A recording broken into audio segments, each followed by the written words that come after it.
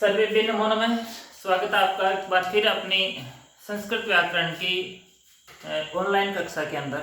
और आज हम फिर लेकर के आए आपके लिए एक अच्छा सा सूत्र। बहुत थोड़ा सा हार्ड है, लेकिन इसको जैसे हम समझेंगे तो हमारे लिए बहुत ही सरल हो जाएगा। सूत्र का नाम है यहाँ पे सर्वनाम स्थानीय चा संबुद्धो। जैसे ही यहाँ पे पहला शब्द यहाँ पे आता है सर्वनाम स्थानीय, देखो इसके बारे में हम पहले ही पढ़ चुके हैं और आपको इसके बारे में पता भी होगा। सर्वनाम स्थान एक संज्ञा होती है। सर्वनाम स्थान क्या होती है? संज्ञा होती है। और सर्वनाम स्थान संज्ञा कौन से सूत्र से होती है? सुड़ नपुंसकस्य। सुड़ नपुंसकस्य एक सूत्र आया था जिससे हमने सर्वनाम स्थान संज्ञा की थी। सर्वनाम स्थान संज्ञा किस किस की होती है ये भी मैं बता देता हूं आपको। शु, औ, जस, अम और औट, इन 5 प्रत्ययों की सर्वनाम स्थान संज्ञा होती है। कौन से सूत्र से? सुड़ नपुंसकस्य। तो इस सूत्र को याद रखना है। ये सूत्र सिर्फ सर्वनाम स्थान संज्ञा जहां जहां पे होती वहां पर ही ये काम करता है। सर्वनाम स्थान से ये तो क्लियर हो गया। ये इसकी शर्त है कि जहां पे सर्वनाम स्थान संज्ञा होगी वहीं पे मैं काम करूंगा। काम क्या करेगा?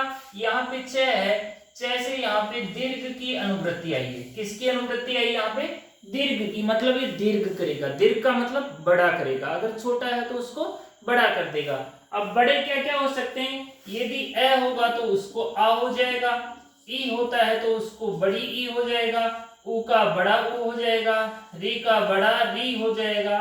तो इस तरह से यही अक्षर बड़े हो सकते हैं। इनके अलावा और कोई अक्षर बड़ा होता ही नहीं, दीर्घ होता ही नहीं है।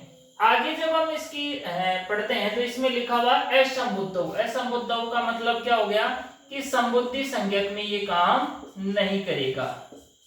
असंबुद्धौ का मतलब ये हुआ कि संबुद्धि संज्ञक में ये काम नहीं करेगा।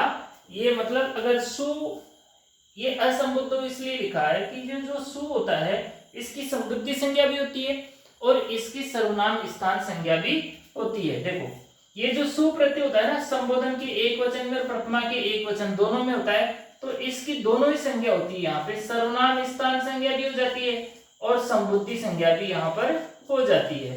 तो इसीलिए यहाँ पर स्पेशल लिखा गया है कि असंबुद्धौ। भैया मैं संबुद्धि जहाँ पे संज्ञा हो जाएगी ना वहां पे मैं काम नहीं करूंगा, मैं सिर्फ सर्वनाम स्थान संज्ञा जहां जहां पे होगी वहीं पे काम करने वाला हूँ।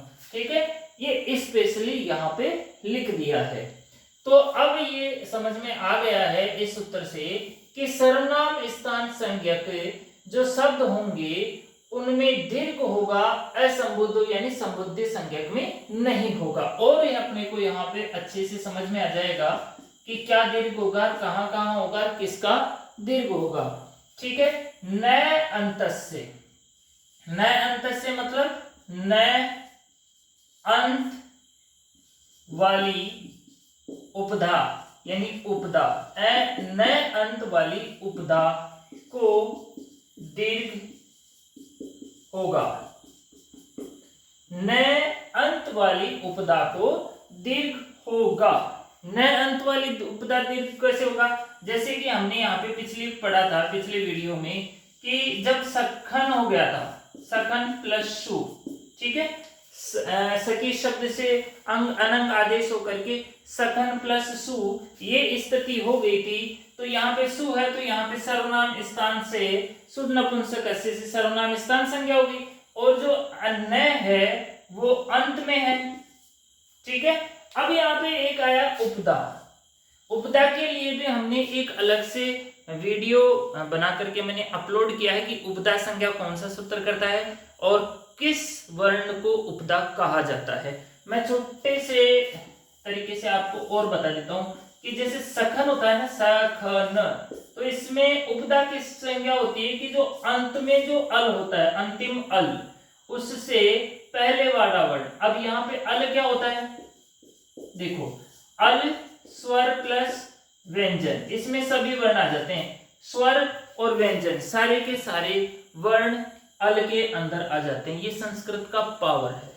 संस्कृत को ऐसे ही सभी भाषाओं की जननी नहीं कहा जाता है। इसका एक उदाहरण है अल। देखो, अगर हम इसको एक जगह करें तो ये ए और ल सिर्फ एक अक्षर माना जाएगा। क्या माना जाएगा? एक अक्षर। एक अक्षर, एक वर्ण के अंदर ही संस्कृत के सारे स्वर और सारे व्यंजन आ जाते हैं। मतलब कि ये हुआ, अगर आपको कोई आकर के कक्षा में पूछ ले कि भाई साहब बताइए संस्कृत के स्वर और व्यंजन बताइए, तो आपको ए आ ई उ ऐसे बेवकूफों की तरह बोलने की आवश्यकता बिल्कुल भी नहीं है। हम सिर्फ क्या बोलेंगे? अल। अल मतलब सारे स्वर और सारे व्यंजन। और मैं आपको इसके अंदर और बता देता हूं कि देखो, अल, अच और हल, ये संस्कृत का एक पावर है। संस्कृत जो मातृभाषा कहते हैं वो ऐसे नहीं कहते। अल, अल का मतलब बोलते ही स्वर प्लस व्यंजन। अच, अच का मतलब बोलते ही सारे स्वर। हल, हल का मतलब बोलते ही सारे व्यंजन। ठीक है। अगर कभी भी हमसे ये प्रश्न पूछा जाए कि संस्कृत के स्वर व्यंजन बताइए, तो हमें पूरे स्वर और व्यंजन उनको बोल करके बताने की आवश्यकता नहीं है। हम सिर्फ बोलेंगे अल, अगला वाला समझ जाएगा कि हाँ बंदे में दम है। ठीक है। ऐसे ही अगर स्वर पूछता है तो अच, व्यंजन पूछता है तो हल। ठीक है। तो यहाँ पे अंतिम अल, अल का मतलब या तो हल होगा या स्वर होगा, कुछ भी होगा, तो उससे जस्ट पहले वाला जो वर्ण होगा वो उपदा होगा।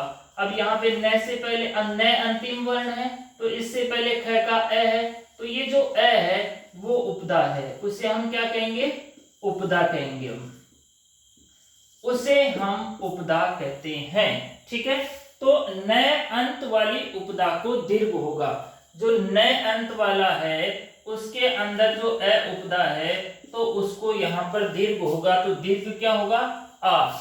इस तरह से ये ख में जो ए है उसका आ हो जाएगा, तो यहाँ पे बन जाएगा सखान प्लस सु।